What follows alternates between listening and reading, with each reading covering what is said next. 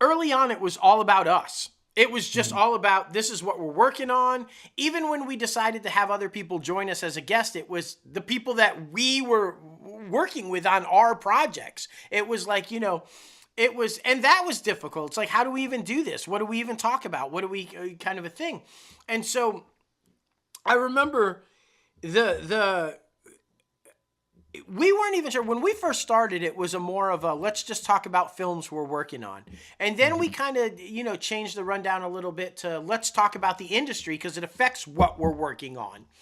And then the defining moment, I think, or one of the defining moments very early, comes from two people. And I want to give them the proper shout outs because I think it started the catalyst of change for the direction of where we went with the show.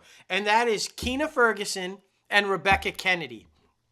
Keena Ferguson, she somehow came across the show. Like, we don't even really know how, and reached out to us and said she really enjoyed it and would like to be a guest on the show. Do we do guests? And what? She was on Atlanta at the time, so this huge show, and here's this actress on this huge show wanting to be a guest on our show, and I'm like, do we do? We've been talking to our actors, but do we do this? And if we do this, how do we do this? We're not sure. And so, but that really kind of shifted the direction of, is it all about us, or now do we expand? Do we reach out? Is it a more of a industry? This is who's in the industry. These are the people working. These is the stuff going on. And I think that initial reach out by Keena kind of started that catalyst of change towards where we were headed. And then Rebekah Kennedy, same thing. We reached out to her because of Law and Order. She was on Law and Order, but she just immediately gelled with us. She was somebody we all, because at this point we still had a bunch of hosts, that we all felt very comfortable with. Very she's fun to talk to. She just seems to be very cool and vibing. And now Rebekah, we affectionately refer to as our forever guest because she's been on the show 14, 15 times.